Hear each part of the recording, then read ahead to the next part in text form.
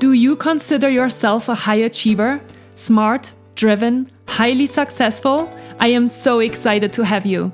My name is Julia Arndt and I'm the host of the Stress podcast.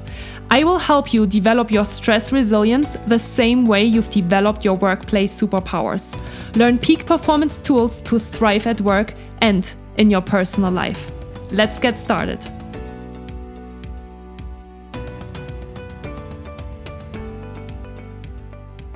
Hi, everyone, and welcome back to the Stress podcast. I'm really excited to welcome our next podcast guest to the show, and it's Efia Salter. Hey, Efia, how are you today?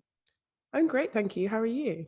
I'm great, thank you. I'm very excited to have you today and very grateful that I think you got up pretty early to be with us this morning or slash afternoon. So I'll Yeah, ask you so this 9 question a.m. here. first. I always ask these questions actually, so it's perfectly fitting into this right now. But where are you located? What time is it? And what have you been up to since you got up this morning? So I'm in Melbourne, Australia. It's currently 9 a.m. And this morning was basically just my morning routine and setting myself up for the day and yeah, sitting down to chat with you. Very nice. What's your morning routine? Take us a little bit with you. So it varies from day to day depending on what I'm feeling. But today was meditating and just kind of spending some time in the morning, like thinking, like my whole like skincare routine. But on other days, if I have like a bit of a longer lead time in the morning, I'll also go to the gym in the mornings or do like a ice water facial or something like that. But I like to change it up and not feel like I'm boxed into doing the same thing every day if I don't feel like it. Very cool. Yeah, I think that's so important. And I think oftentimes when we're talking about routines, we feel like if I don't do the exact same routine every morning, then I'm a failure or like we feel bad about ourselves. And so I think it's always a really powerful reminder that we just need to follow a little bit as well our intuition and just our needs of what we need that specific day. Exactly. Wonderful. Tell us a little bit more about who you are and what you do. So I am a manifestation coach and honestly I love what I do and I think one of the reasons why I do love what I do is because it's about helping people connect with a magic that is already inside of them. I think a lot of people have the misconception that manifestation coaching or mindset coaching is about making you someone different. But for me, when I'm working with my clients, it's like bringing out who they already are to the forefront, to the surface, and allowing them to tap into the power that is already uniquely, innately theirs. Amazing. How long have you been doing that kind of work? Um, over just over 2 years now. Okay. And how did you get the calling to be a manifestation coach? It honestly came around really randomly. There was no like, when I grew up, I'm going to be a manifestation coach. Like, I always knew Mm-hmm. that I had a desire to help people, but I wasn't sure what that would actually look like. And after going through my own spiritual awakening in 2015, it completely changed the way that I viewed my life and I viewed myself. And I knew that this was something that I wanted to share with people. So initially, I was sharing it in the content that I was creating. I've been content creating for actually 10 years now. And I had a blog for a really long time. So I was sharing kind of mindset manifestation tips here and there. And then it wasn't actually until the pandemic where I decided that I wanted to go into this more as a career than just kind of like sharing it every now and again. I had been in the travel space, which is a very Mm-hmm. interesting industry to be working in at the beginning of the pandemic. And I was like, okay, well, rather than talking about travel and mindset, travel and manifestation, I'm going to just straight up talk about manifestation and mindset. And it evolved from I had a Facebook group where I would do weekly live trainings, mindset, and it just evolved from there into teaching and coaching and where I am today. Very cool. For people that are listening now and they are not so familiar with what manifestation actually means and what you do when you manifest, can you tell us a little bit more about that kind of work? Manifestation is essentially the process of bringing something into reality. So you can think of it as similar to goal setting, but with a spiritual aspect in there as well. Mm. So if you think about things that you hope or you dream or you wish for, there's a difference between that and actually having it. Manifestation is everything that happens in between, like, oh, it'd be nice to have this, or I wish that one day this would happen, to I'm taking the steps to change my life. And that absolutely includes action, which is a misconception that people have, which is like, oh yes, manifest things, but also take action. But action is a huge part of manifestation. Mhm. Yeah. And how do you help people manifest? Like when okay, so goal setting with a spiritual aspect, I actually really love that explanation. If someone wants to do that, right? If someone is like, yeah, I'm actually really connected to the spiritual aspect, how how do I set goals slash manifest? It's really different from person to person. There's no one set way that's going to work for everyone. So I think a huge part of it is clarity on how you work best. So when I'm working with my clients, I take them through a 5-step manifestation process, which I have built. And it's more of a framework rather than every single person is going to do journal for 10 minutes every day. Then you're going to do this every day, because it's not necessarily going to work for every single person. So for me, my morning routine looks like, oh, I'm going to change my morning routine from day to day because I might feel like it. For someone else, they have to have like, know that like I feel like really inspired when I know I have these set hour every single day where I'm doing the same thing. So when I'm working with clients to help them manifest their dreams into reality, what we're looking at is the way they work best, what beliefs they currently have, and so many different things that go into creating their unique manifestation process. And also, it's constantly evolving, right? We are constantly changing. So our manifestation processes need to change in response to that as well. Mhm. Yeah. And some of the people that might listen now may think, I would like to set more goals, or yeah, goal setting, have heard that here and there before, but I don't really have the space to do that. I feel already super overwhelmed and super busy and overworked, right? This is kind of the people that are listening usually to my podcast because it's a stress management podcast. How do you create space, and why is that so important? Mm.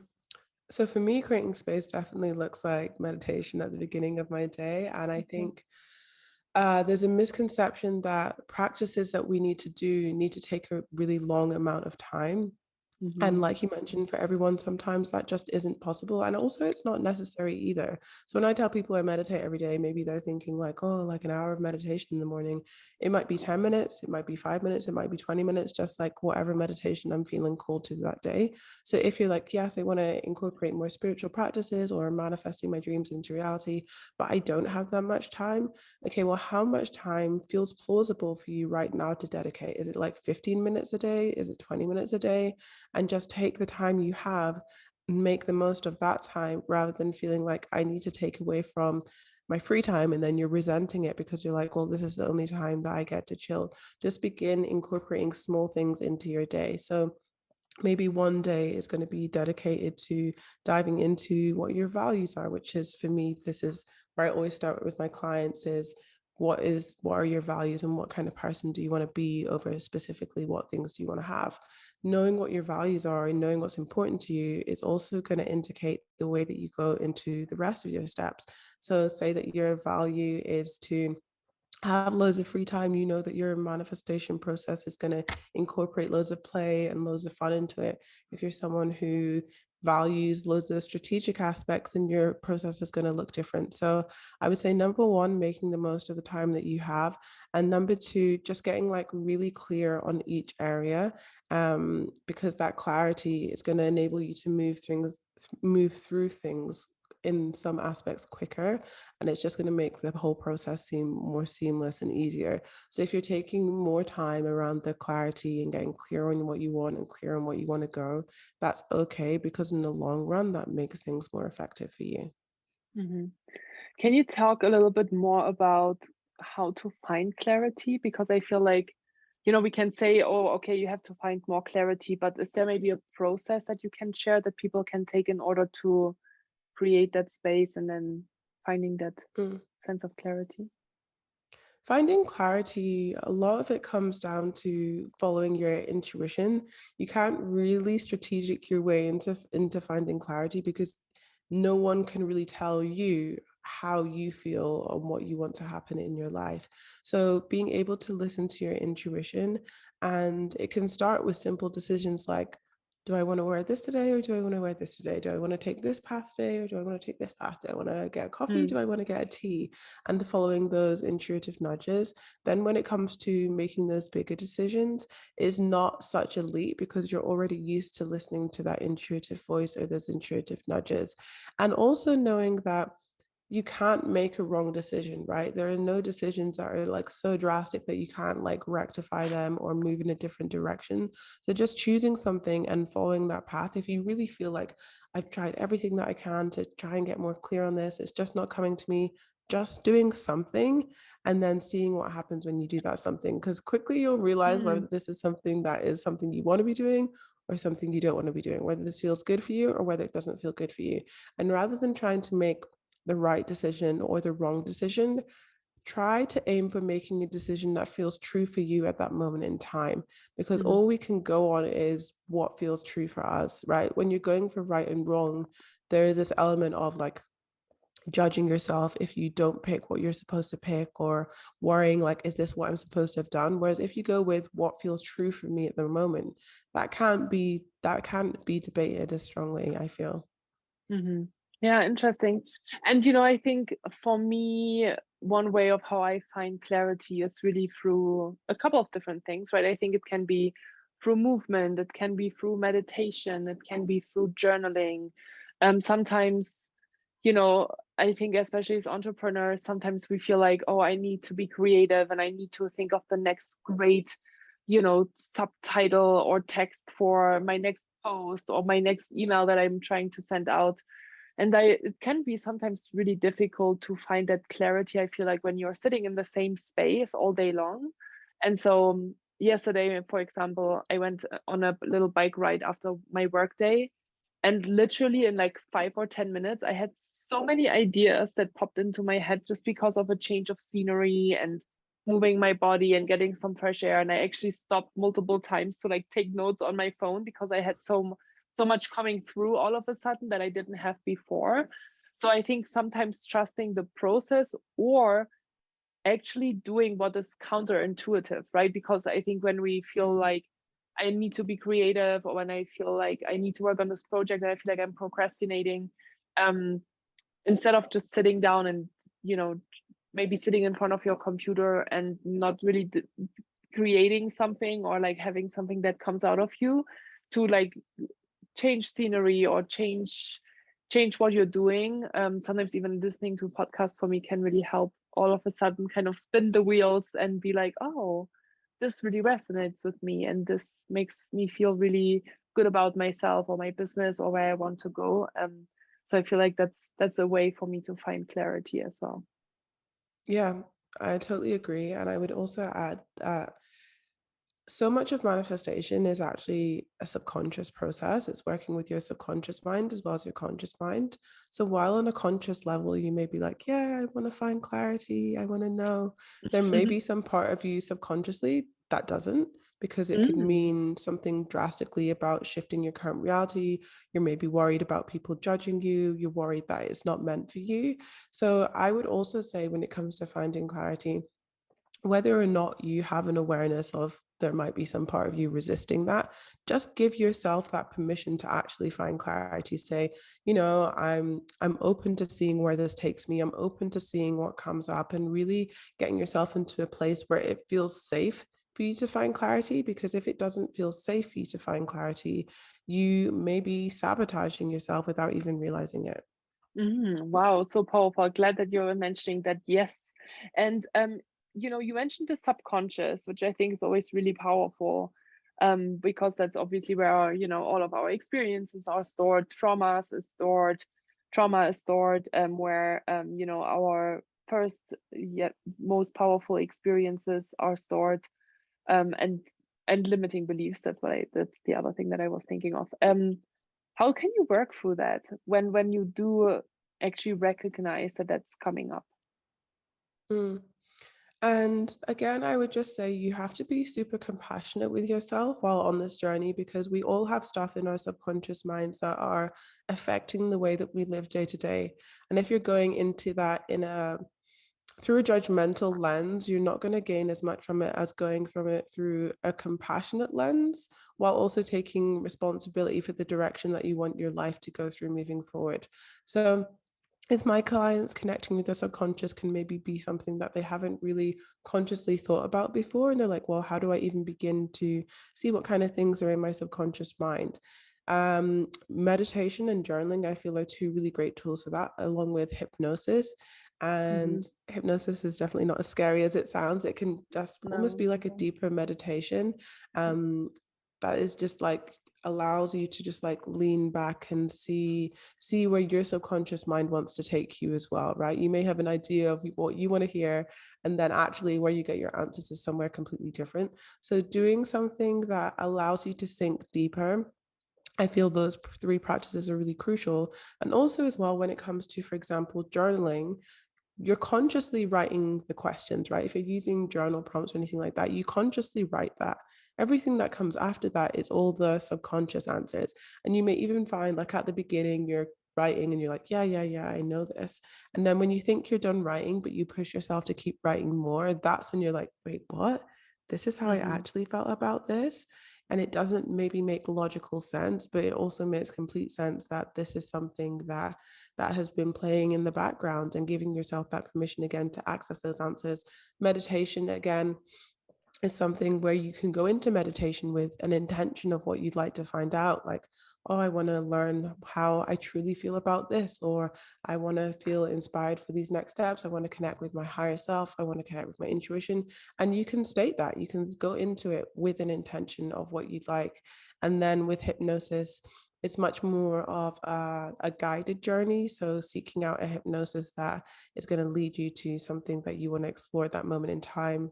And with anything, just like we have relationships with our friends or romantic partners or family members, building a relationship with your subconscious mind is so important as well. And I can notice now, like, things will be coming up for me, and there's kind of little angel devil in the shoulder voices that you have. Like, I can notice when my subconscious is like maybe feeling a little bit scared or anxious, and I know that that might be related to limiting beliefs I have in the past, or to do with the way that I grew up. And I can be a lot more just a lot more focused on the action that I want to take moving forward, because I know where that's coming from. So building a relationship with your subconscious mind gives you so much power, and it's something that I feel we can all benefit from. Yeah, yeah, totally. I agree on that as well. You mentioned the five-step manifestation process that you have built for your clients. Can you maybe on a high level tell us what it is all about? Yes. So for me, I had been consciously practicing manifestation for a few years, and I had been manifesting some incredible results into my life. I had graduated from my master's degree a few months early. I was moving overseas from Scotland to Australia. I built this really great relationship with myself, where before I'd been really suffering from depression and anxiety. And I wanted to take more of a conscious effort to things I was manifesting into my future, and I created a vision board. Vision boards are great manifestation tools Mhm. when used correctly. And I reflected on that vision board that I'd created a couple of years later. And what I had noticed is that none of the things on there had manifested. That was very confronting for me. It didn't make a lot of sense for me.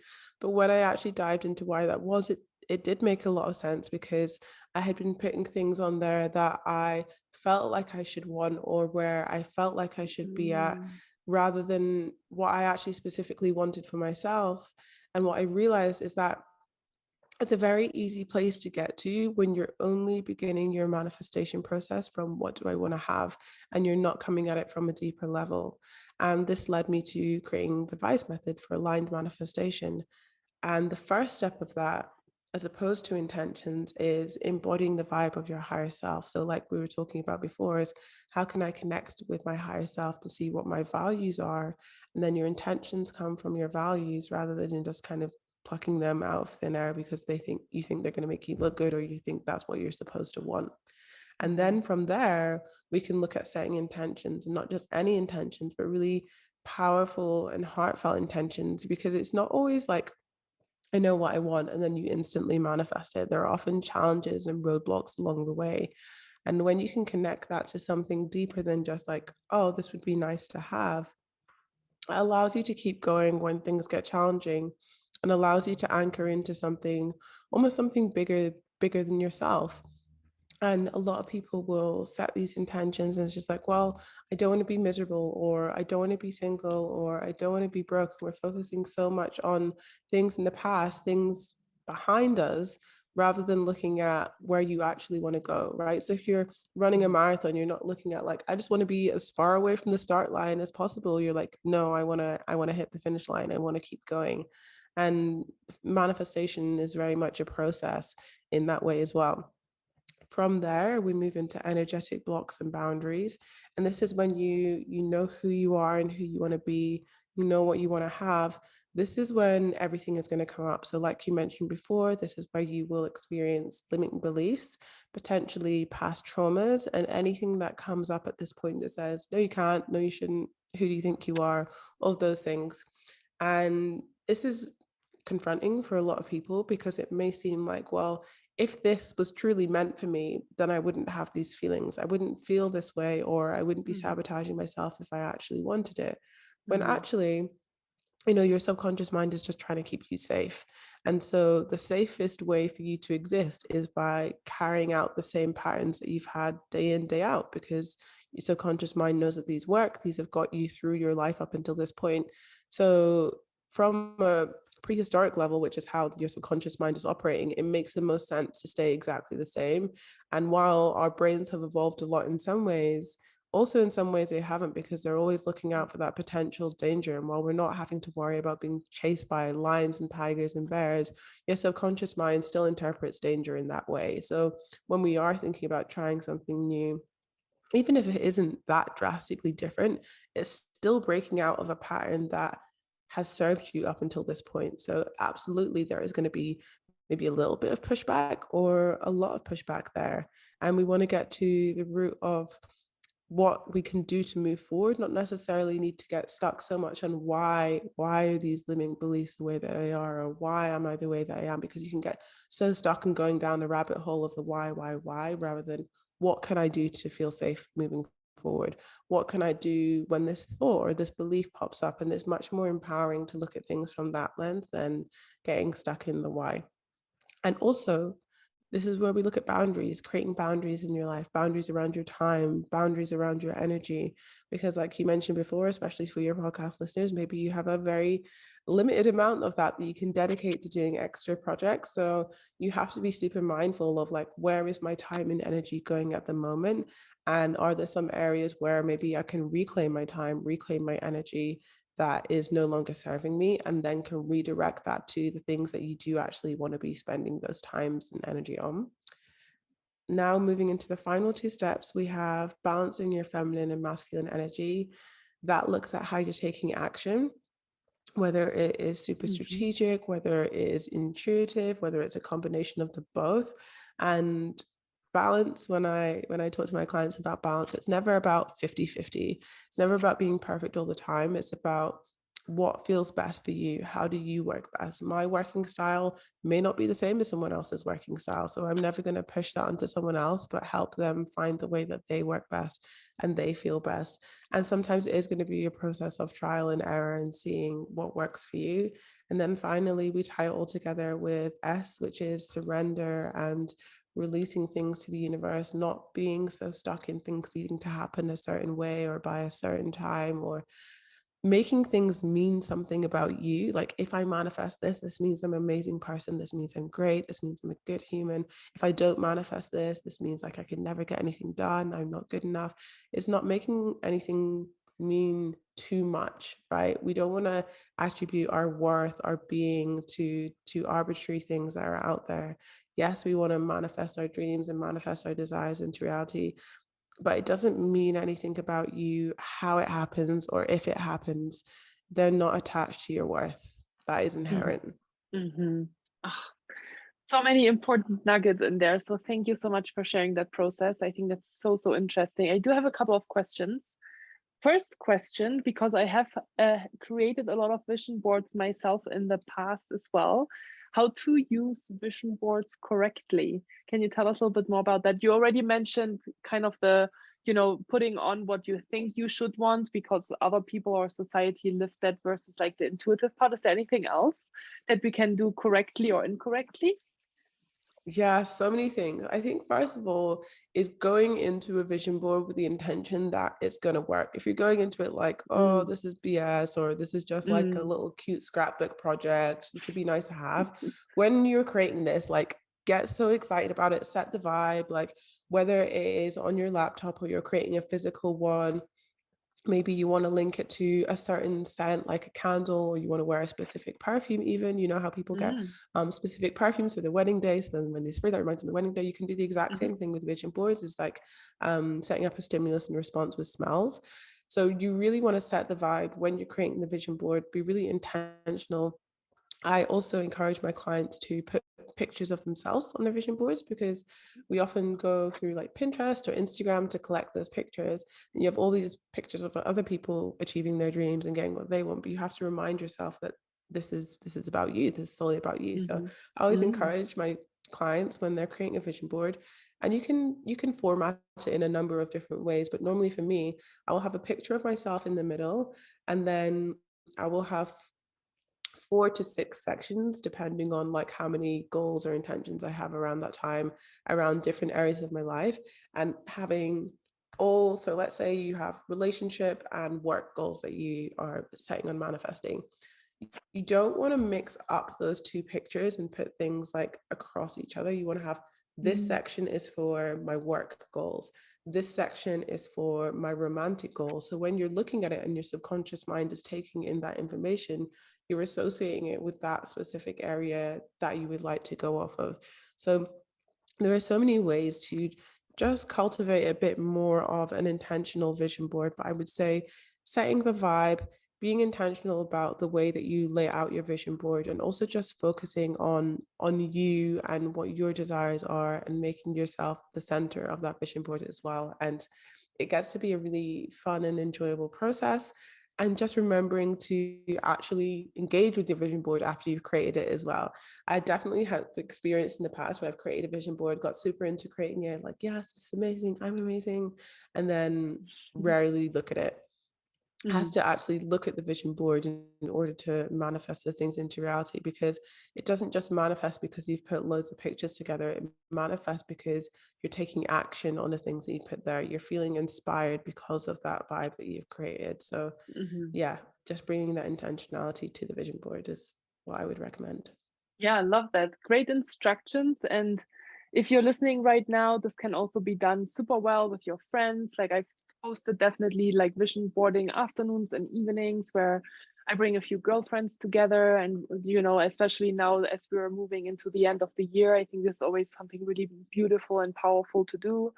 Or for the end of the year, or for the beginning of the year, to set the intentions around what you want to bring into the new year. And yes, I feel like sometimes, maybe we feel less inspired doing it by ourselves. Sometimes we are super inspired and then that's great. But I think sometimes can be really helpful to also bring that energy in with other people. And I actually also really like to talk about it afterwards. It's not just about creating it, but then also I think a powerful part of manifesting is to share and to talk it out loud and to, really bring it into like reality of like, how do I feel when I'm sharing this? Does it make me feel excited, right? What can come next? Or like other people maybe asking you a couple of specific questions so you find more clarity on what is it actually specifically that I want to go into. I've gotten a lot of feedback on that from friends that are like, oh, this was actually a cool exercise because I didn't just create it, but I also talked about it. Mm, love that. Um, Another question I have with regards to manifesting. So I think I've actually gone a lot down this path of manifesting the law of attraction, creating what you want in your life. And I think, sometimes we are finding ourselves maybe at certain crossroads, cross paths in our life where we are really desperate that our manifestations come to life, right? And with some things you can take action on it and you can, kind of create that. But sometimes, I'm thinking like romantic life or health sometimes as well. It might not come at that, at the time that we would want it to come. What do you think about when it comes to manifestation, about like, you know, deadlines or timelines and time spans of those goals and manifestations?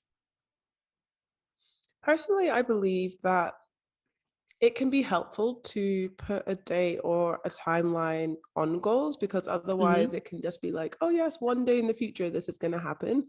But Mm-hmm. also don't be so rigidly attached to the timeline that if it doesn't happen within that time span, you think, well, it's just never going to happen then. Because there's Mm-hmm. definitely been occasions for myself or clients in the past where, so for example, I had one client and she had started a new business and she wanted to manifest two new clients by the end of our time working together.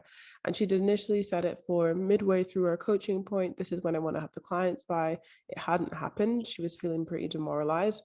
We had about 2 days left on our time coaching together. And on the final day, in the final like 6 hours, she managed to get those like two clients.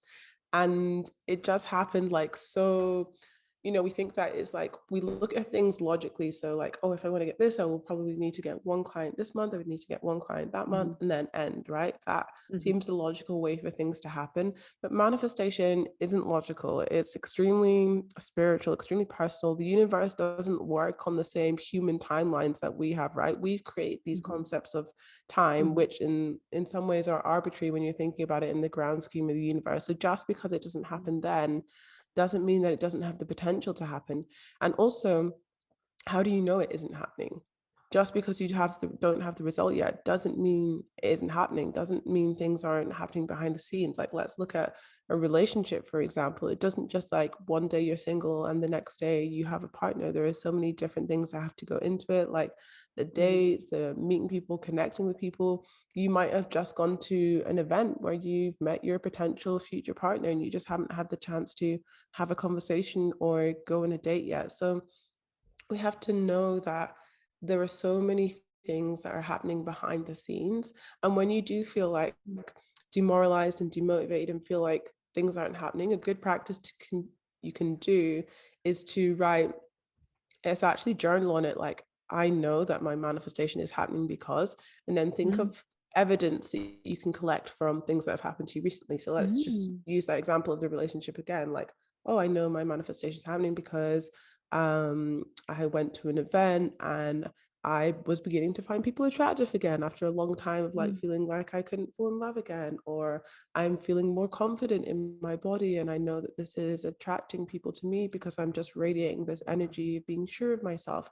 I know my manifestation is happening because, and then just pick all of these things. And if you're wondering, Mm-hmm. well, wait, well, how do I know what's evidence or not? You just pick like what comes to your mind. Like, we don't need to overthink our intuition. Just when you write on that page, I know my manifestation is happening because, and then whatever you think in your mind, even if it doesn't seem directly correlated, like, just write it down anyway and see how many of those you can come up with.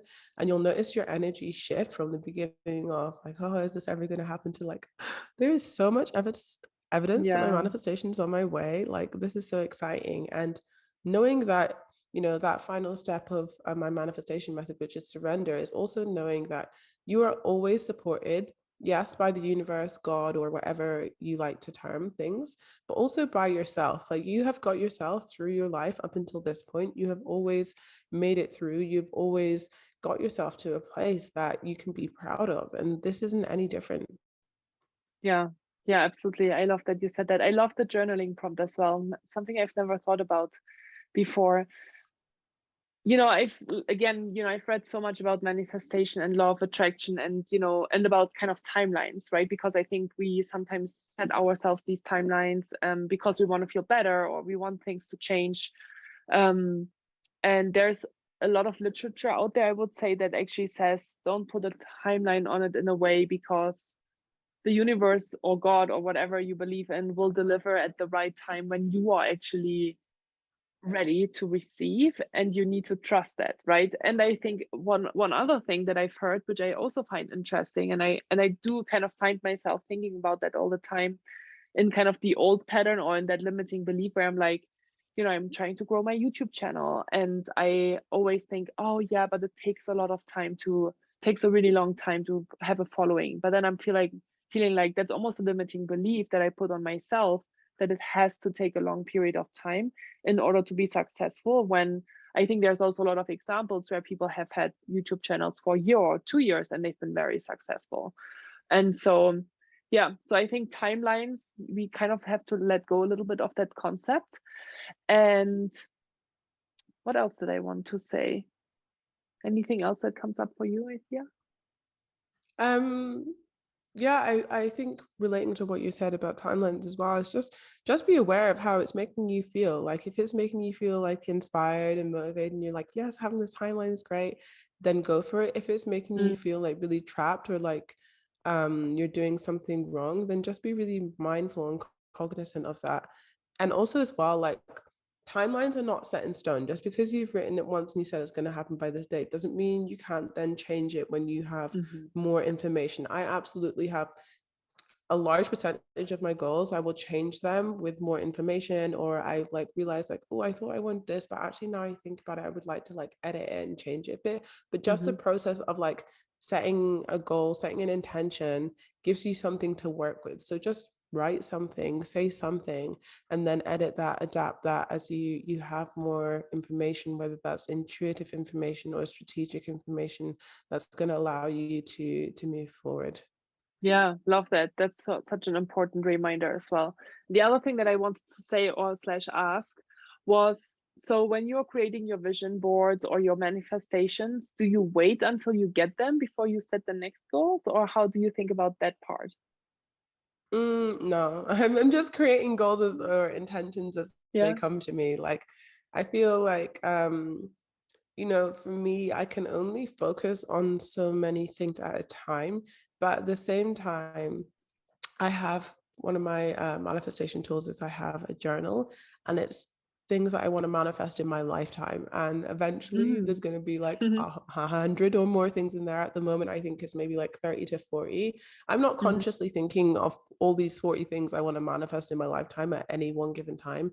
But just the mhm, act of writing it down means that like it gets it out of my head onto the paper to something that I'm actually committed to doing. And I'll look back over it every few months. I'm like, wait, I forgot that this is actually something that I'd written about. And now I've actually manifested it mm, into my reality. mm. So I think we can only focus on so many things at any one given time. But just Yeah. because we're only focusing on one thing, that doesn't mean the universe can't work away in the background at bringing those things into reality and bringing those opportunities towards us. Mhm.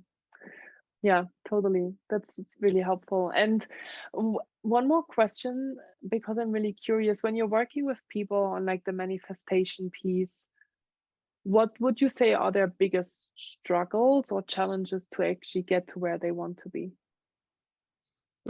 Definitely fear of success is an interesting one because a lot of Mm, people are like fear of failure, but actually fear of success, it's like that Marianne Williamson quote, our deepest fear is not that we're mm, inadequate, but that we're powerful beyond measure. And I find that to be so true of a lot of the clients that I work with, you know, ambitious people really out there like wanting to create something, build something for themselves. And they're like, that also terrifies me at the same time as it mhm, excites and empowers me. I think also, again, coming back to clarity, which is a common thing that people are like, oh, I'm not really sure what I want. And then we mhm, have a conversation, they're like, but if I did know, and then like listing off all of these things, it's like, wait, you did know. And I think so much of clarity is actually giving yourself that permission to say, like, actually, this is what I want, and this is what I want to go after. mhm, And voicing that out loud. It can be scary to voice something like out loud, whether it's mhm, something in inverted commas small or big. Just saying it takes a lot of courage. Manifestation is a really courageous process, and it teaches you a lot about yourself. So I always find those two things come up quite frequently. And mhm, then, the limiting beliefs and trauma and changing our relationship to those. It's not like I have a limiting belief this is something bad about me, but I have a limiting belief this is more information about me. mhm. Yeah. Yeah. Cool. Thank you so much for sharing that. Yeah. And I was thinking as you were mentioning and sharing these things that, manifestation is such a cool tool. And no matter if you're listening right now and you're like, I don't really know, maybe this sounds too spiritual, I highly encourage you to try it out because it's just such a beautiful, creative way to paint a picture and dream a little bit, which I sometimes feel like we don't really use the time anymore, or we to dream and to just be a little playful and to get a little bit more into that kind of an energy. And I've actually just had a VIP client here in Lake Tahoe that I did 2 days of coaching with. And I actually asked her to write a manifestation letter to herself. And the way of how we kind of set it up was I asked her to put herself in the shoes of her 2-year-old older self and write to the person that she is today. So basically, her 33-year-old self wrote a letter to her 31-year-old self about all of the things that are going to happen in the next 2 years. And she wrote an absolutely beautiful letter. And I actually did ask her to read it to me at the end. And she actually read it twice to me. The first time it was very emotional when she read it, because she was working through a lot of things with me during those 2 days. And then the second time she read it, it was already so much more powerful. And there were so many incredible things in there that she wanted to bring into her life and that she wanted to create more trust around. And yeah, it's really, really powerful to do that. And I really invite you to do that today, or in the future. If yeah, how can people best connect with you? So you can check out my podcast, the Manifest Edit podcast. I am on Instagram, Efia_, and I also have a free masterclass on the power of subconscious manifestation, which goes a Mm, lot deeper into some of the things that we've discussed today, the differences between the conscious and subconscious side of your mind, and how to really work with both of those to manifest your dreams into reality. So I'm sure the link for that will be in the show notes as well. that will be in the show notes. Absolutely. Thank you so much for being here today. For those of you that have been listening today, thank you so much for listening to this wonderful podcast episode and learning together with Efia and me a little bit more about the power of manifestation and how to manifest and how to create a vision board. I think it's really a powerful topic. And if you find this podcast episode really inspiring, I hope that you're going to get into maybe creating a vision board for yourself or with some friends, or maybe even sharing this podcast episode with one of the people that you feel like maybe need to hear this information, maybe need to dream a little bit more in their life, maybe get out of their stuckness or their fears and more into believing in themselves again and dreaming about their future beautiful life. And yeah, and I just mentioned the VIP coaching in Lake Tahoe as well. And this is something that I just tried out for the very first time and it was extremely successful and powerful and impactful. So if you're curious about learning more about how you can come here and visit me in my beautiful home and get to work with me, you can always reach out to me as well. So again, thank you so much for listening today. It was wonderful to have you, Efia, and it was wonderful to have you here, listener. So thank you so much, and I'll talk to you really soon.